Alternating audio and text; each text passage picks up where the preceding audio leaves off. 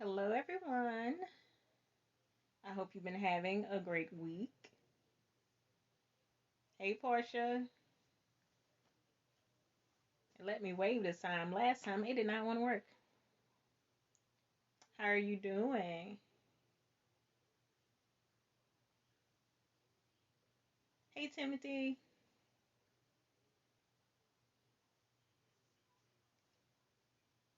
So now the wave isn't working again. Just that quick. Oh well, I'm waving. Well, I'm tired, but I'm still doing really, really, really well. So, hey, Timothy, how have you been?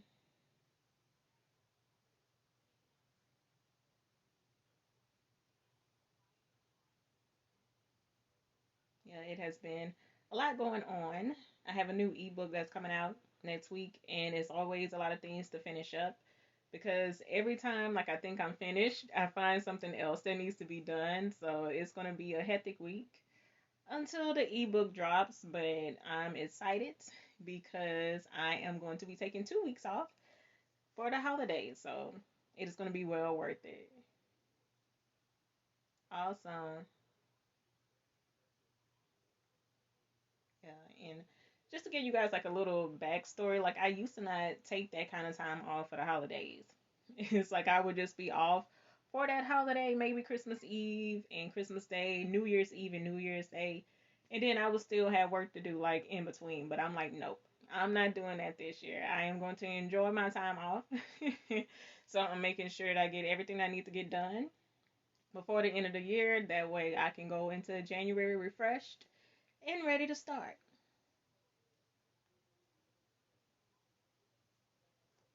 So let's do a time check. So it is 6:03. So welcome to Let It Go Wednesday. So I am going to be going live this week and next week, and then after that we'll be done for 2021. So there won't be any more live videos after next week until 2022. Like that sounds crazy to even say, but I'm really, really, really excited about what's to come because I might have mentioned to you guys before I have a long list of videos already planned out. And in addition to the live videos, I also have YouTube videos planned out that I have not filmed. So I am planning on having a lot more content in the following year, but it's like I just have to make myself get on camera more, you know. So like I told you, you'll know definitely what my live schedule will be in the new year, as well as my upload schedule on YouTube. Like, I really have been slacking with those, but I promise you the content is coming. So, if you guys saw the title for tonight's Let It Go Wednesday video, it is entitled I Want to Be Like Those Girls in the Movies. So, for all the people who were probably like in their 20s in what, 2003, I believe, or in their teens, like I was at that time, then you were in love with Ashanti's first album. And one of the things that I absolutely loved about that album was that every single song was just like one word in the title, you know, just like foolish, happy. So, Movies was a very popular song. You know, like it was one of those album cuts that a lot of people liked. When MySpace was popping, you saw it on a lot of people's pages. One of my friends had it on her page at the time. And it's one of those songs that, like, you really do vibe out to. Like, okay, like, this sounds so lovely. I want to be like the girls in the movies, too, you know? I want to have a guy who just looks at me and it's like he's weak in the knees, like, ooh, he just all over me. He just love him some me, right? And it's funny to think about that song now because I did not realize how much of my life mirrored the movies and the television that I watched growing up. So I probably have mentioned this to you guys before because I know I say a lot of things and I can't remember exactly in what video I mentioned it in. But Two Can Play That Game is one of my favorite movies. Like, absolute favorite movies. Vivica A. Fox and Morris Chestnut star in the movie, and it was like a beautiful cast. And of course, it was a comedy as well, so there were a lot of moments where you laughed. But, you know, when you look at the relationship part of the story, it was very toxic, as people like to say now. So, Vivica A. Fox's character, Shantae, believed that in order to stay in a relationship, you had to control your man. So, it didn't matter how big or how small the infraction was, you gotta make them pay. And for those of you who have not seen the movie, long story short, so Keith, that's Morris Chestnut's character, he goes out after work with a coworker, even though he told Shantae he was working late, he didn't communicate he was gonna go out to eat with his coworker, which did happen spur of the moment. So Shantae was looking forward to meeting up, but it's like it's okay. So she ends up going out with her friends, and guess what? She sees Keith at the restaurant with the coworker, right? And of course, as women, our minds just start to play tricks on us, and we start coming up with all these stories.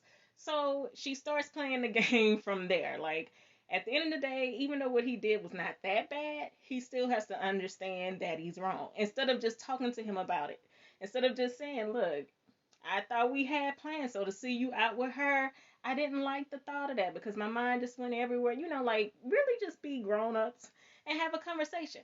However, she did not do that. So in the midst of her playing all these games, they were going back and forth with who was in control with a power play, which was funny by the way. Because as soon as Shantae thought she had one up on him, here he came with something else because he was being advised by his friend who was familiar with the games that women play. So long story short, it gets super, super, super messy. And it seems as if Shantae and Keith are just done. Shantae has played one game too many, and now Keith is gone for good. But because it was really love shared between the two, they're able to reconcile at the end. And Shantae actually admits that she didn't realize that when it comes to love, there are no games. So you can't control and manipulate love. Like, it just is.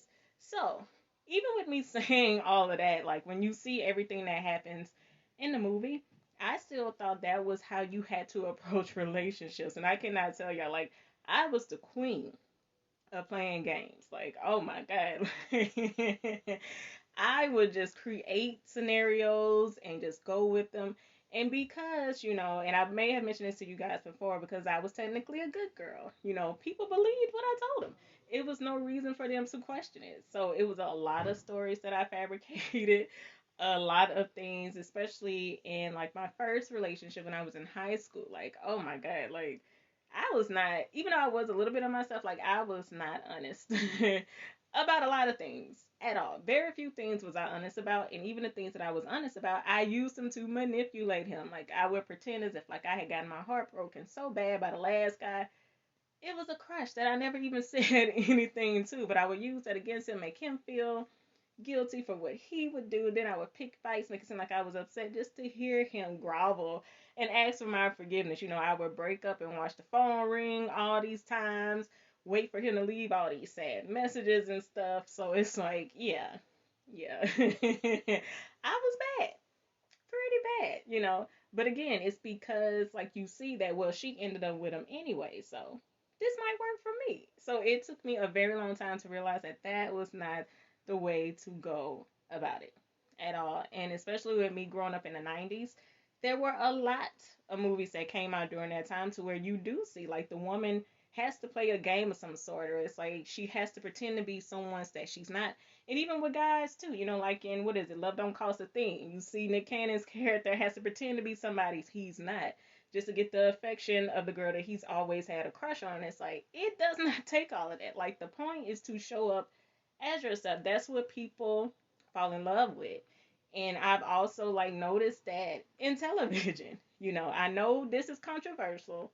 A lot of people on social media say they do not like Dwayne and Whitley from a different world because their relationship was toxic, which I don't think so. I just think that they were two young people who were immature and did not know how to navigate adult relationships. They still had a lot of growing up to do, right? And of course, some people got caught up in the crossfire.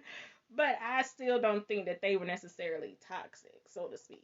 But Whitley's character is just hilarious to me. I absolutely adore Whitley's character because at first, Dwayne wasn't who she was checking for.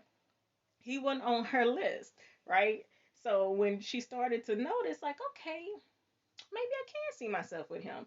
She felt she had to control and manipulate the situation in order to get it to go the way that she wanted it to go.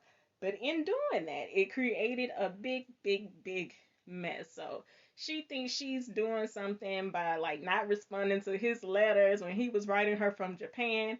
He found him a girlfriend over there. So she's upset that it's somebody there. And it's like, but sweetheart, you never told him how you felt. And of course, the whole situation with Keanu was hilarious because Whitley just kept pushing and pushing and pushing. But it's like that is not how you navigate relationships. Like that's not how you let someone know that you really care about them. But again, that's the narrative that we often see. And another one of my absolute favorite movies of all time is Boomerang. And this movie is just perfect, like all the way around the board. Like, I don't know if I mentioned this to you guys before, but I absolutely love this movie. And of course, it's a comedy too. And I love comedy, but for a very long time, I thought that I had to be like Jacqueline. I thought that in order to be a boss, in order to have this big job, this big title, you got to be in control of everything and everybody. So I'm not just in control of my career, I'm in control of whoever is in my space. So if you want to be my friend, you have to act accordingly. If you want to be my man, you have to act accordingly. And the thing about Jacqueline is like she disposed of people very easily. And she did not want to get attached. And if she was attached, it was for her benefit, not necessarily considering the other person's feelings. And at a certain point in time in life, I kind of sort of was like that. Not necessarily that I was like as harsh as she was, because she did do Marcus bad, like laughing in his face. Like, ooh. Anyway, I'm not going to get into the movie, but I was very vain. I was very shallow. Something this simple. So let's just say that a guy I liked needed a touch up, needed, to get his beard shaped up, needed to cut his hair. I wasn't interested anymore. I wasn't. I could not accept him when he was not at his best. But as soon as he got cleaned up, got that fresh cut, it's like, okay, you cute to me again. Like, that's honestly how I used to navigate the world. And I would always have this narrative where you're not going to catch me slipping. I'm not going to be the stupid girl. You going to be the one coming after me. You going to wish you had me. That type of ideology, like that followed me for a very, very, very, very long time. I remember making a post. I don't know if this was like 2019 or something like that. Maybe even 2020. I don't know. All of these years blending together. But I was laughing while I was watching Tukin play that game and was like, I really thought this was going to work. Like, no wonder. It took me 10 plus years to get my love life in order. And the funny thing is, I'm still figuring it out because even though I had worked through a lot of that stuff, it was still there. And one thing that a lot of people don't realize, so it's like, even if you're not being conniving, like you still can manipulate people, even if you're not really being like dirty. Because a lot of people just see it as like, oh, like you just cutthroat. But it's like, nah, it can be little simple things like emotional manipulation, which was something I didn't even know that I was doing until I heard someone else talk about it. It's like, oh, wow. So basically, what emotional manipulation is like when you try to like make someone feel bad for something that they did. And even if there was a conversation where the person was like, well, I'm sorry this happened, but it's like you steadily throw that back up. Well, if so and so, then I wouldn't have so and so. And really, what it is, it's an excuse not to take accountability for your actions, which I was guilty of, very guilty of. And probably earlier this year, like I still was doing it. Even though I was telling myself that it's like, well, I'm not that person that I was, which is true. But I still had some stuff with me. And it was like, okay, so if you don't do what I want you to do, then I can't be interested. And it's like, really, when you're in a relationship, like you have to be willing to accept people at their best and at their worst. And I mentioned this in a previous video to where like there are like 65% of things about a person that will not change. So will you be comfortable with that 65%? And with me, I wanted to get as close to 100% as possible. Like I can be with you, but I don't see how this pertains to me. This doesn't fit my idea of a relationship. This doesn't fit how I see myself. And of course, in certain scenarios, there are some things that are just deal breakers that you should not tolerate or deal with at all. But at the end of the day, sometimes we can just be way too hard on people. And really, what it boils down to is being that hard on ourselves. And instead of admitting that, we rather project that onto other people where you're the one who's not right.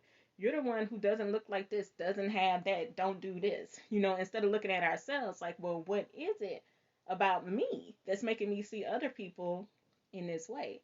And for me, it really was me not even fully having an idea of who I really was. Like, and when you don't know who you are, you don't love yourself. And I mentioned this before, that was a very like tough reality for me. And once I realized it, I was like, well, that explains a lot. And it also explains how you can have someone who compliments you perfectly, but you don't see it because it's like you don't see that in yourself. So you're looking for the other person to change and do things differently when it's really you who needs to do that, and it reminds me of another movie, so Love and Basketball. Another controversial film. There are some people like me who absolutely love it, other people who think it's trash. And the reason why a lot of people think that it's trash is because they think, again, it's another toxic relationship between Q and Monica. However, again, look at how old they were when they first started dating. We're really like when the feelings first started to develop, like they were 11. They were kids. And it's like they wanted to emulate what they saw. All Monica wanted to do was be the first girl in the NBA. She wanted to be the girl version of Magic Johnson. And with Q, he wanted to be like his daddy, which were not the best examples to follow.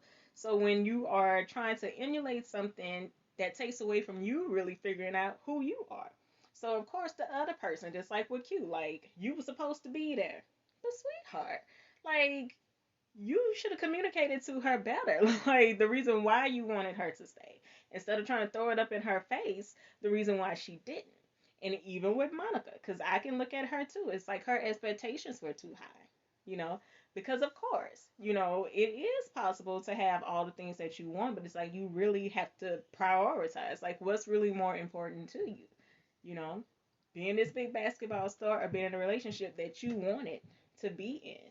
So I'm one of those people where I can point out both of their errors and their flaws. Like, well, both of y'all should have communicated, which is something that I mentioned with these other fictional couples, like a lack of communication because there was a lack of maturity. When you're not emotionally or mentally mature, it is like damn near impossible for you to be able to have adult conversations with people. And I am guilty of that. And people say, like, well, technically when you're 18, you grown. No, you're not. No, you're not. Legally, yes, you might get access to certain freedoms, but you are still very mentally and emotionally mature. And I am one of those people, even though I've seen people who have been in relationships for a very long time, ever since they were young, and like they have healthy relationships. But from what I've seen in my experiences, I think that is the prime time for people to be by themselves. It is okay because what is for you will be for you. Don't think that just because you're young, it's like, well, I got to jump into the relationship now just in case something happens down the line. But trust me, take it from my experience, regardless of what happens. What's for you is still going to be there for you. It doesn't matter if you're 18, you're 31, 52, 72. Like I've seen some people who marry later in life and it's like they are so happy. And, of course we get in our heads, which is another problem with the movies. They're a fairy tale. This is something that my sister and I were talking about the other day. It's like we're programmed to think that, oh, we have to be swept off our feet by the time we're in our 20s and we have to have this magical wedding and we have to have a family. As women, like we're programmed to think that and we operate according to that, thinking that everything is going to be a fairy tale, which is why when the hard times come in, it's kind of like, wait a minute, where did this come from? Like, I ain't see this coming. And it's like you don't know what to do because you were just sold on the fairy tale, thinking that life was always going to be easy, that it was always going to be sunny days, it was going to be this filled with flowers, that you're just running through every day. But it's like, nah, just like New Edition said, it's like, yeah, sunny days, everybody loves them, but can you stand the rain? And oftentimes, we're not equipped to because of our unrealistic expectations. And really, that was the main thing that I wanted to touch on tonight. Having unrealistic expectations and allowing the outside world to influence your world and how you navigate it, instead of just taking the time to just really go inner, to really take that time to really explore, well, who am I really? What am I really attracted to? Because something else my sister and I mentioned was that when we were younger, oftentimes, like, we wouldn't even be checking for people until they were like, hey, I like you. It's like, oh, well, I guess I can like you too. And also, that goes back to the narrative that it's like, okay, I'm supposed to be swept off my feet. So it's like, okay, if he likes me, maybe I should give him a chance. Not realizing like how many people that we gave a chance to that we probably should not have given that chance to. But again, just being real with yourself is one of the most important things to shake those unrealistic expectations. Like, just think about it. Something as simple as getting a gift for someone. And this is from my personal experience. So I am really big on my birthday. And I really used to be big on it years ago. And it was to the extent that if people did not acknowledge my birthday, that it was a problem for me because it's like, well, how can you say you really feel this way about me if you don't acknowledge my birthday, right? At the end of the day, my birthday is important to me. If people acknowledge it, that's great. But me making a big deal out of it, jumping to conclusions, well, you must not feel this way or this or that, or it's like, where's my gift? Why you ain't give me nothing? When it wasn't communicated to this person how important this day was for me. But yet and still, I'm sitting there expecting something because I would be the person to give it. And of course, life does not work that way. Like I said, you have to communicate. You can't be upset with people for things that you did not make known. Now, if you make things known to people and they still disregard your feelings, that is completely different. But you cannot get upset with people for things that they do not know. Because even with my ex boyfriend, I had a completely different idea of what was supposed to happen during our relationship than what actually happened. And because I was not getting what I wanted, that's why I was like, you know what? I can't do this. Instead of just being real and communicating, well, I was expecting this or I was expecting that. And being real and being like, well, while I understand this is really important to me. I didn't do that. I was expecting him to be a mind reader. Well, it should be obvious. You should have been able to tell. You couldn't see the expression on my face. You couldn't tell how I was talking.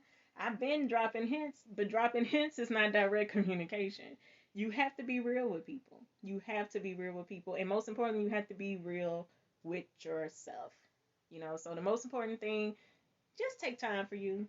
It is okay. And especially if there are any young people who stumble across this video, it is okay. If you have friends who are all booed up, and especially if you're in college, everybody has a boo in college, but it may not be permanent. So don't get caught up in it if you're the only one who doesn't have someone, and don't feel obligated, just because someone has a friend and their friend wants to talk to one of their friends, don't feel you have to volunteer for that. Or even if someone comes to you with that, you don't have to agree. It's okay to be the odd person out. I was that person for a long time. And because I got tired of being that person, that's why I jumped into a situation that was a complete and utter disaster. Because again, I got caught up in the fantasy. By this age, I expected to be doing this. So it's like, well, if I anticipate being engaged or married by the time I'm 24, then I need to be seeing people now. Not realizing I was skipping out on some very valuable time for just me, you know. So I say all of that to say I am glad that I no longer want to be like the girls in the movies, because the girls in the movies have to sacrifice so much. They have to give up so much just to get what they wanted. And I question now, was that even what they needed? So even in the midst of me, talking about these different movies and the impact that they had on my life, it's like at one point in time I was the girl in the movies. Which is why I can speak and say, like, it's a miserable place to be. Waiting on someone else to make you happy is not the move. You have to be able to make yourself happy first. And once you're able to do that, then you can be with someone and you can make each other happier than what you are. But you can't look for that person to make you happy. You can't look for them to be the end all be all to everything. And even though, yes, because I've been called a hopeless romantic, I still adore these movies and I love stories. But sometimes you really have to stop and think about it. Are you acting off of what you are expected to do? Or are you acting off of what's in you to do? Like what's innate to you, what feels right to you? We have someone else who joined. Hello. Yeah, so I am a firm believer in taking that time to just be with yourself, because if I could turn back the hands of time, if I could go back and start all over again, trust me, I would. And I would really be sure about myself. And there were a lot of things that I did that I probably would not do again. And there were a lot of things that I did not do that I probably would do. And what is so funny that I just thought about, if you guys can recall me mentioning how Whitley and Dwayne, was a toxic situation to a lot of people, but I just see them as being like just two misguided people, because they were super duper young in their early 20s. So when Dwayne decided to write Whitley from Japan, she wrote him, but she never mailed the freaking letters, thinking that that was going to build anticipation. That was just going to make him like want her even more, not realizing how much damage she was doing. Hi, Luanda. My sister just joined. So I thought that was absolutely funny because I kind of sort of did that. So my ex-boyfriend was in the military, and while he was getting ready to leave, I really wanted him to have my address so that he can write me. But guess what? I didn't give it to him. I was like, if he is not gonna ask me for it, I'm not gonna give it to him because if he really wanted it, he would ask me. And it's like, girl, like get over yourself. Like I could have easily given that to him, and it probably would have helped because for a long time he was unaware of how I really felt. Why? Because of that lack of communication. Yay! So my sister just said she just finished sending out some texts to promote her journal. So I am so happy to hear that. Cause I'm gonna just be real with y'all. I've been on her. I've been on her. So I'm happy to see her doing it and just putting herself out there. You know, like if you worked hard to do something, like don't be afraid to put it out there and promote it. And I used to be one of those people who didn't want people to know what was going on with me and what I was doing, but I have gotten over that. Completely have gotten over that. She just told me to get off her back now. I'm gonna leave you alone for now until next time. Yeah, so if you guys are interested in getting her journal, just go to the link in my bio and click on check out my portfolio and you will find it there.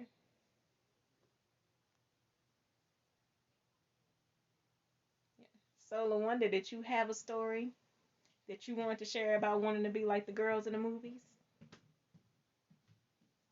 That's what I've been talking to everybody about. But yeah,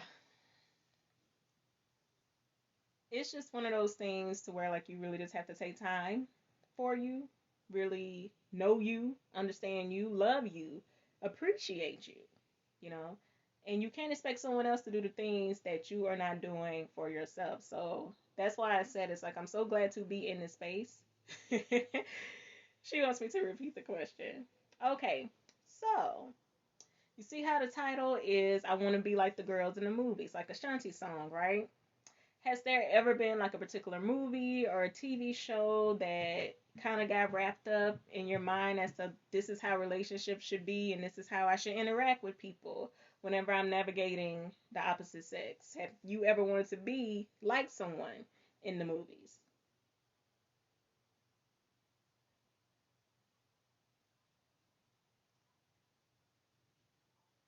So let's see what she says.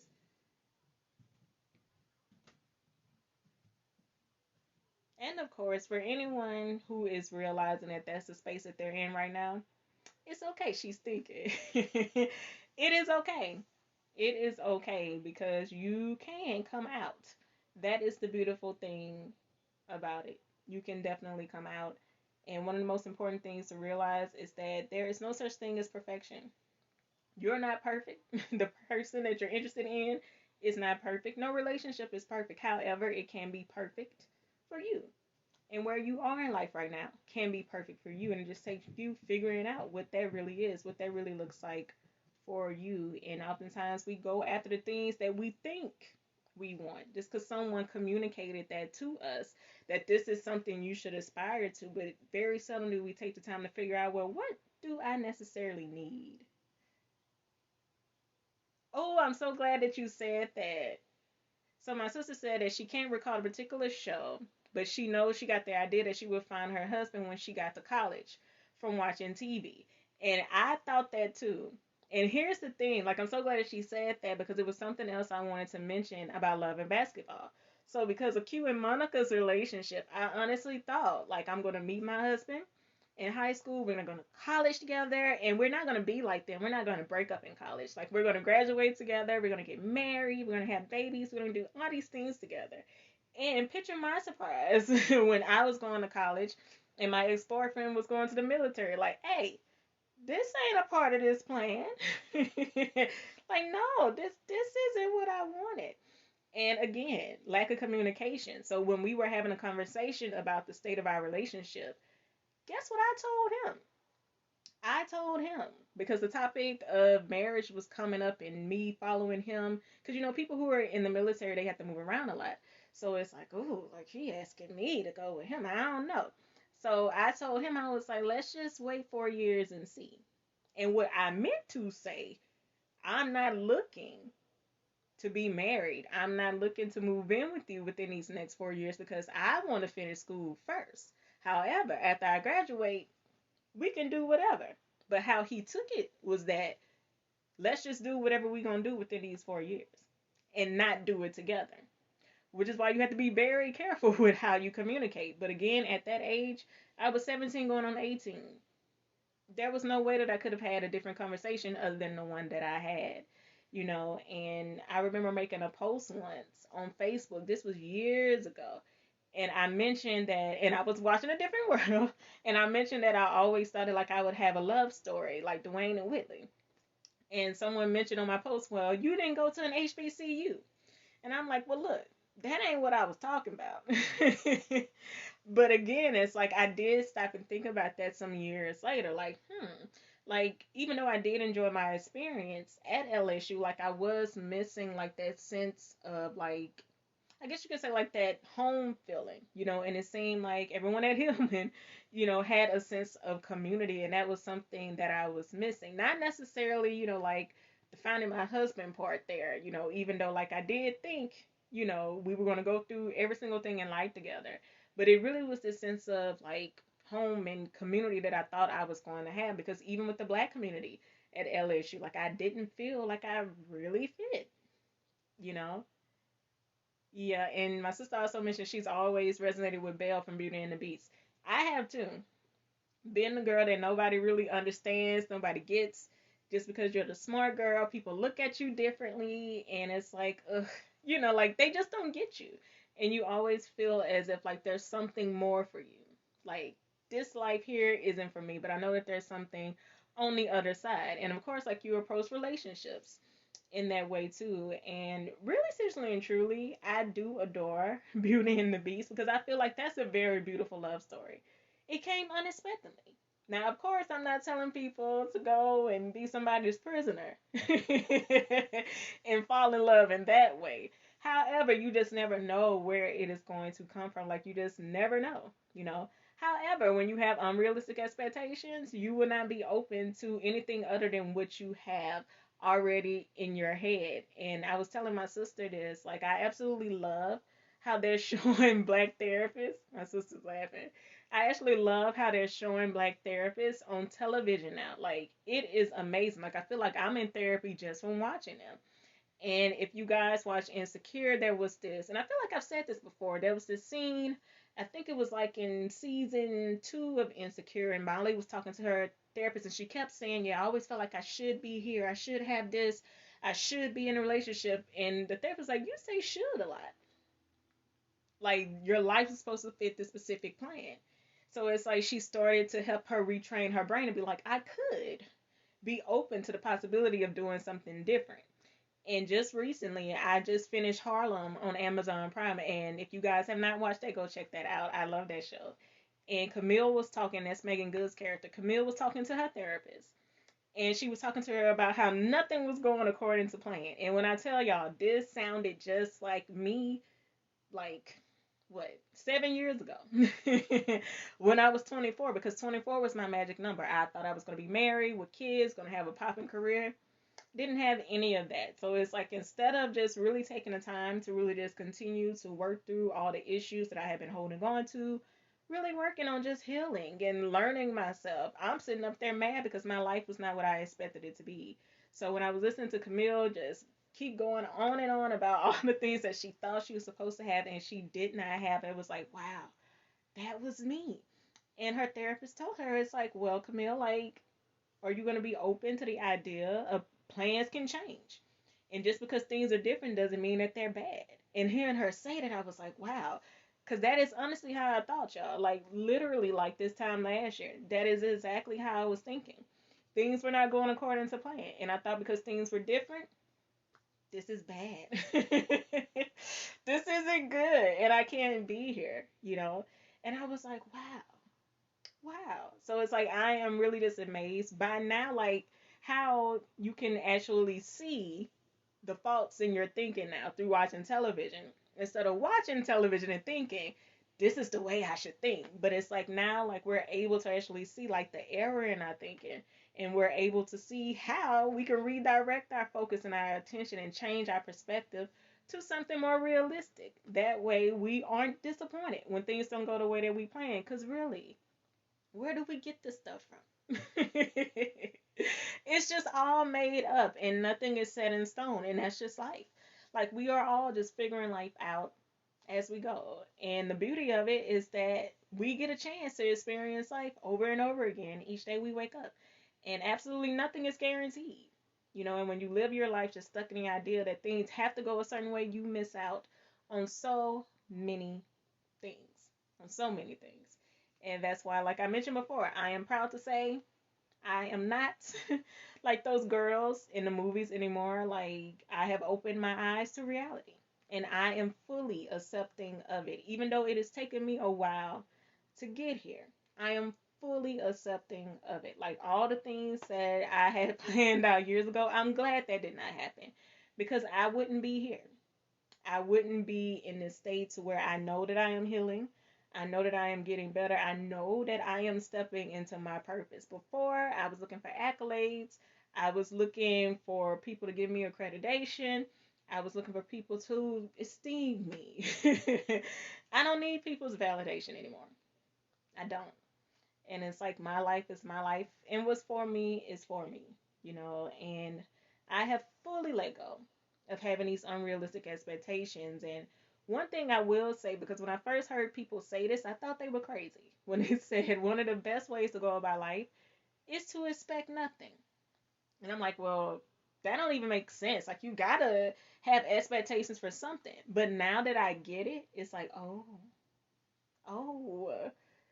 like when you are really just in such like a good state of mind to where it's like, look, I'm good with what I have.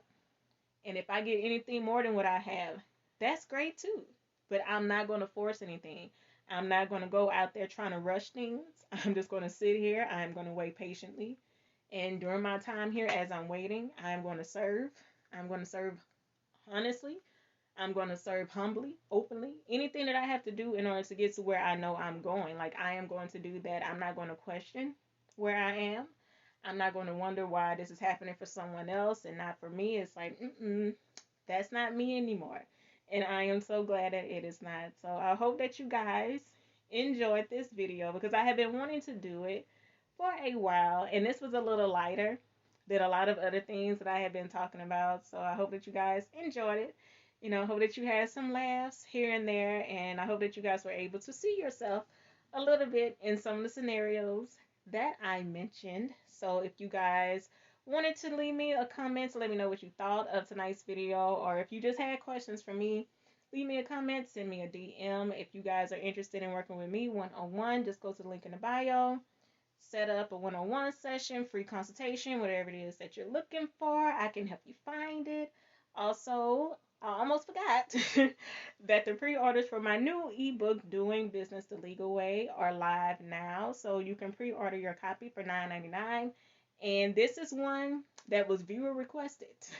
I sent out a poll on social media and asked, okay, so out of these ebooks, which ones would you want? And the majority voted for Doing Business the Legal Way. So I'm going to be super excited to see how many people are actually going to start these businesses going into 2022. Because a lot of, especially Black entrepreneurship has been on the rise, especially with women. My sister said, thank you. You're welcome, my love. There has been a rise, and especially during a pandemic, because you see the economy is very uncertain.